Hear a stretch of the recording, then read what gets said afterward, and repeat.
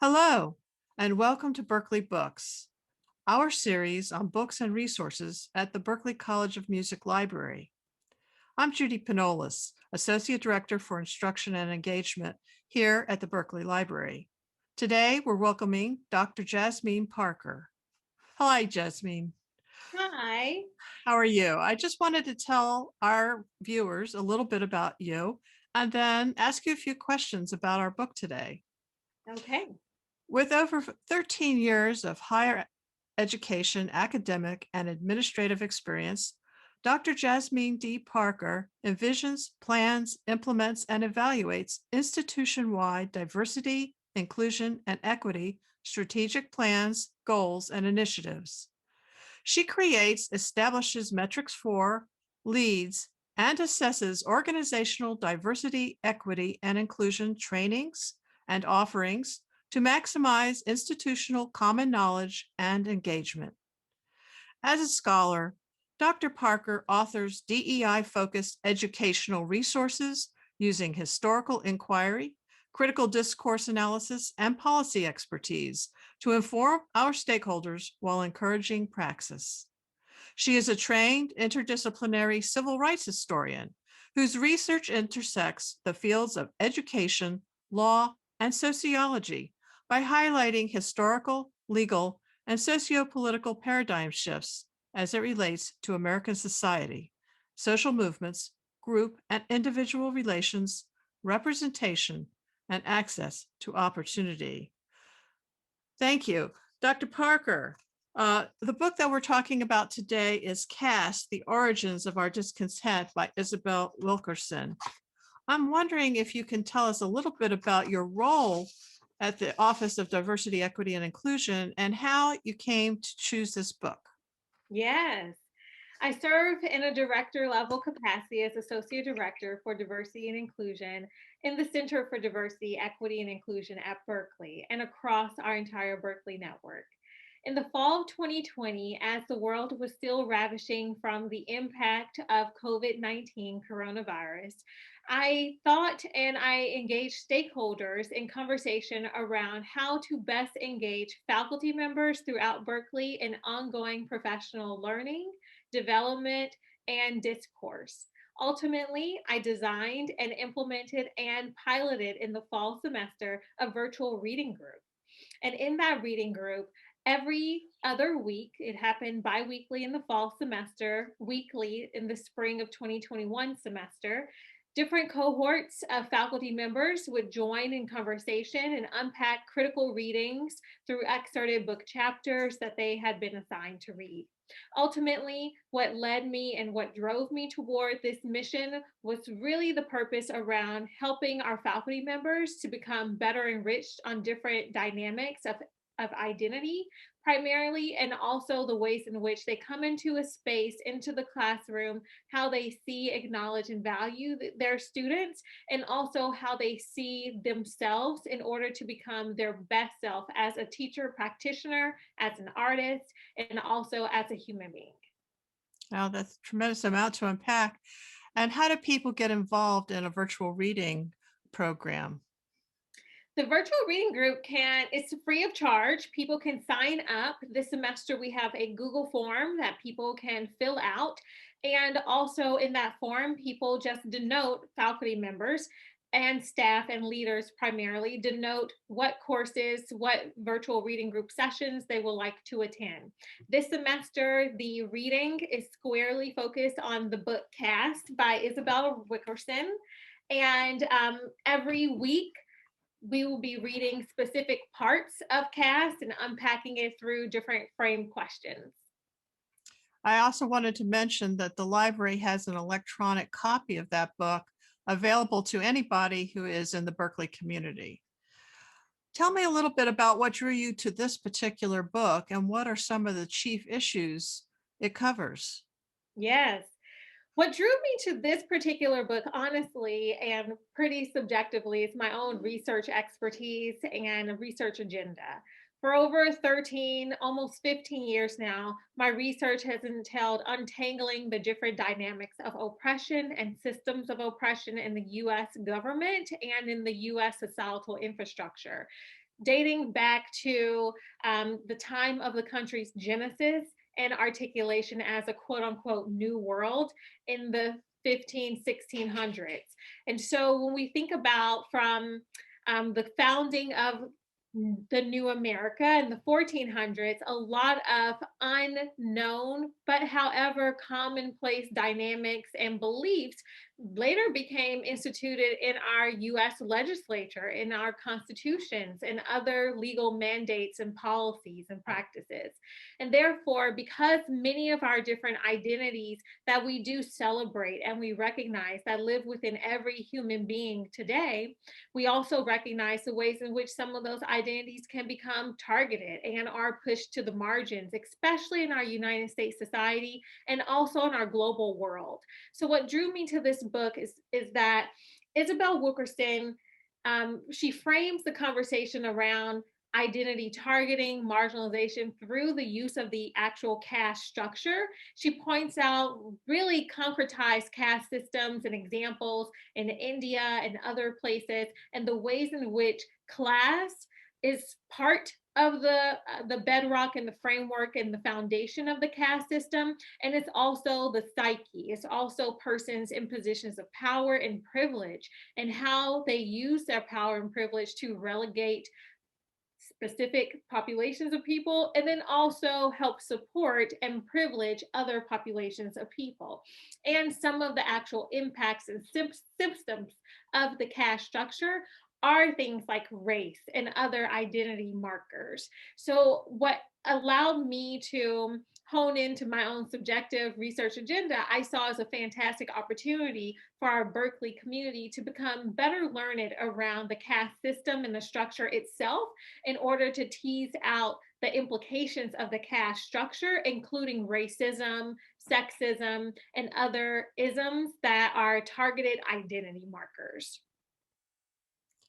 Uh, this book explains a little bit about the differences between caste system as understood in India and places like that, and then how caste and how she's applying that term to folks in the United States or the system that has emerged in the United States. Is there a way that our readers and our listeners could understand something easily? Is there one particular chapter or one particular section of the book that points to that? Yes. Reading part one is helpful for people to have an easier entry point into dissecting, disaggregating what the caste system is. There's a fantastic example that Wilkerson lays out through the eyes of Dr. Martin Luther King Jr. and his experience having visited India and being called an untouchable, which is the lowest of the lowest caste structure in Right. India. It doesn't even have a placement on the pyramid scheme of the caste system because it is that low. And so, for a person to have a first entry point introduction into caste, I would say that part one really lays that out. There's also another part further into the book that scaffolds the 8 pillars of the caste system, from hereditary to other markers of identity and also perceived identity. And of course, there are some anecdotes that also highlight the ways in which our US constitutional law has been framed to concretize caste by using other identity markers like racism. For example, the 1 drop rule. If you have 1 drop Black blood in you, you are Black. That was concretized not only in states like Tennessee and in Texas, but then in our federal legislation through Supreme Court rulings like Plessy versus Ferguson, in 1896. And so I would say for persons who are brand new to the idea of what a caste system is and have no clue as to what that entails, reading parts one, parts three are very imperative. Well, that's really, really good to know. So start at the beginning, and this book will help a reader go through step by step on the thinking that this social scientist is putting us, and helping us with. This is a long book in terms of number of pages. What approach do you hope people would take in reading this important work? maybe other than starting with the chapter in order to make sure we understand the grounding of the argument, what other approach would you hope that people would take in reading this important work? Pacing. My number one recommendation is to pace yourself. There's so much rich history that Wilkerson is laying out through a sociological lens. It can be quite jarring to, especially to read some of this for the very first time. I mean, I personally was taken aback when I read chapter 8 about the mirroring of what occurred through institutionalized slavery in the United States and how those ideals and those practices were adopted by Adolf Hitler. And I had no such framework for that before, or even the language to articulate that. So I would say that for any person, whether they are a well-versed scholar or a novice layperson, it will be important to pace yourself. There's so much rich history here, and also, honestly, some gut-wrenching stories and anecdotes that are shared. You may find yourself needing to step away and just put the book down and come back after you have gathered yourself. And that is quite fine to do. I highly recommend pacing and annotating, note taking, being reflective, journaling, thinking through your ideological standpoint, having come into the reading, meaning before you start reading the book, and then how your ideological framework, your perspective and belief system is transforming in real time just by reading this one book. So be kind to yourself, pace yourself, and be forgiving of what you didn't know, or possibly how you have contributed to this caste system, this structure, and upheld it without having the consciousness around that. Well, that certainly is a lot of food for thought, and thank you for that very much. If there was one takeaway from this work that you would hope someone would get from reading this book, what would that be?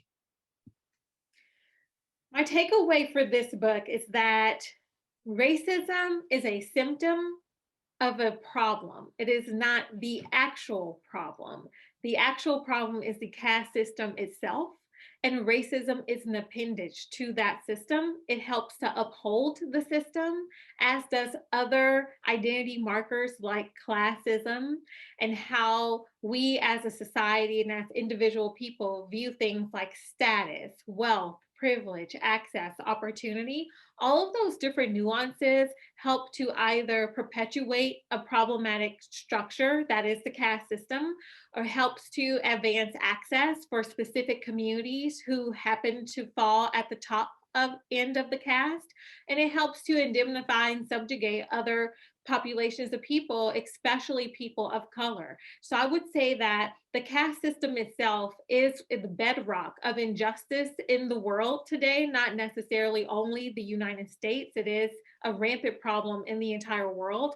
And other isms that we see replicated, like colorism globally, racism, especially in our westernized society, are but symptoms. So I do hope that after people finish reading this book, they walk away having recognized the actual problem and symptomatic issues that help to further amplify and exasperate the problem.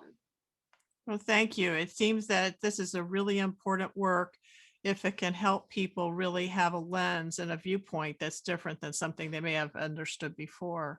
I really appreciate you sharing that with us today and appreciate you sharing this perspective and the introduction to this book, Caste. And again, I want to tell our audience that the book is available to readers as an electronic book on the library website. Just search for Caste and you'll be able to find it.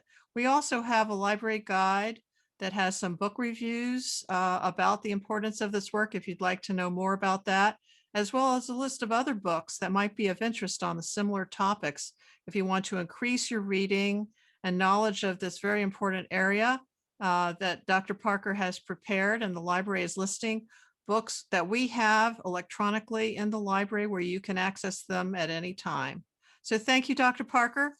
I appreciate you speaking with us today and look forward to learning more about this important topic. And I hope our viewers will be able to dig in to some of the resources here at the library to help them with that project. And Thank you again.